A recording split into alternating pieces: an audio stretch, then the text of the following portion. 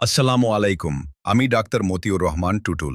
আজ আমি আপনাদের সাথে একটি অত্যন্ত গুরুত্বপূর্ণ হোমিও ওষুধের পরিচয় করিয়ে দেব। ওষুধটির নাম হল আর্নিকা মন্টানা।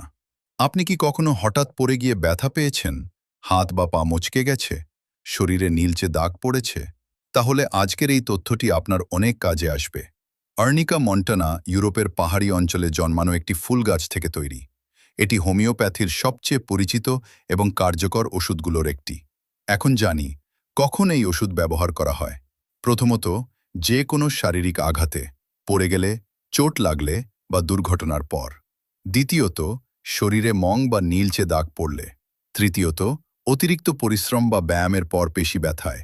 চতুর্থত, অপারেশনের আগে এবং পরে দ্রুত সুস্থ হতে। আর্নিকা রোগীর একটি বিশেষ লক্ষণ আছে।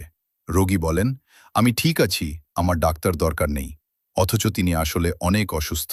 এছাড়া বিছানা শক্ত মনে হওয়া এবং সারা শরীরে ব্যথা, এগুলো আর্নিকার পরিচিত লক্ষণ। তবে একটি গুরুত্বপূর্ণ কথা মনে রাখবেন, হোমিওপ্যাথিতে ওষুধ দেওয়া হয় রোগীর সম্পূর্ণ লক্ষণ দেখে। তাই কখনো নিজে নিজে ওষুধ খাবেন না। অবশ্যই একজন অভিজ্ঞ হোমিও চিকিৎসকের পরামর্শ নিন।